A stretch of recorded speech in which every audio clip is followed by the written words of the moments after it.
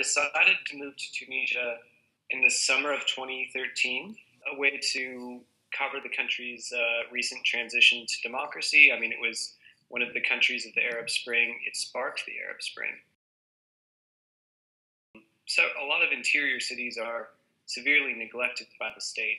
And so we went to interior cities all over the country and have reported on a variety of different issues: environmental, social, and political.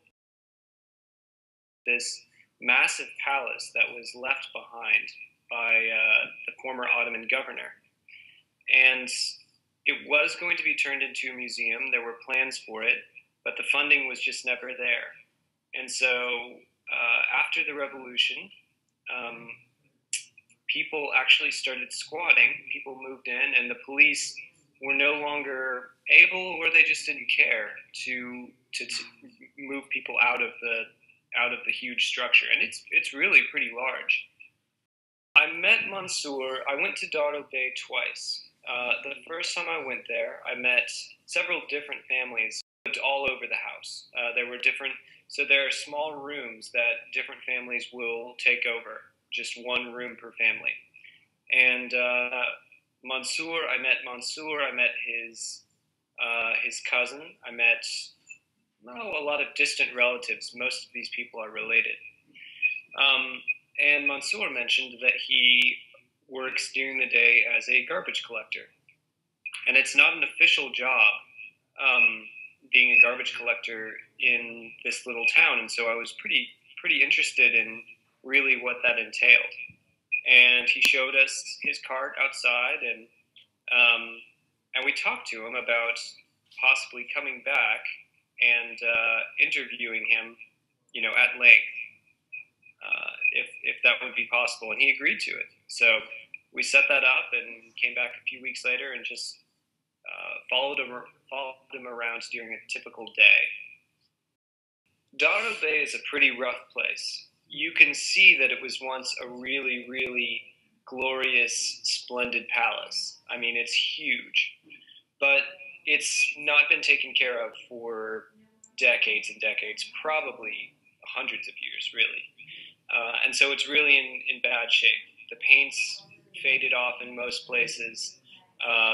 All the windows are broken. There's not glass left in most of the windows, in fact.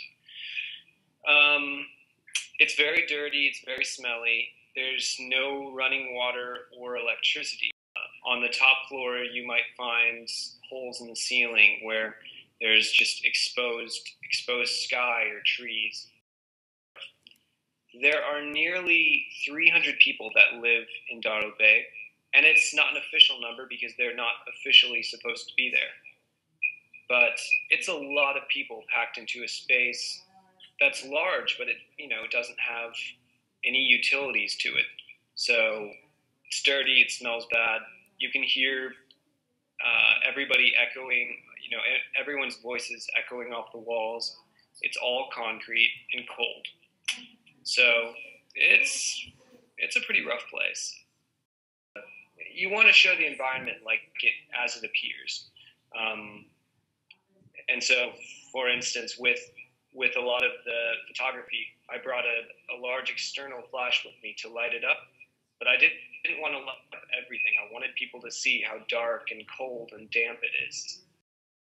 Some people actually believe that if you take a picture of them, they'll lose a part of their soul, essentially. It's a difficult situation. There's realistically not going to be any change in the near future. What would really help Mansour is if he was able to get a job.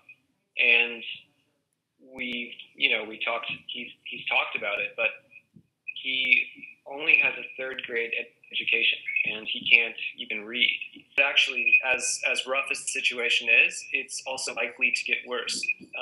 Tunisia just had their first presidential elections, and that's a great thing. But one thing that the president has promised to do is to clean up the country.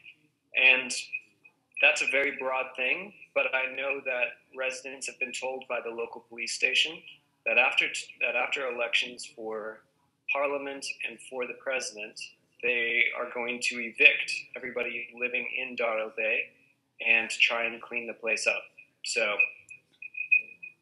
it's tough to say. It's tough to say.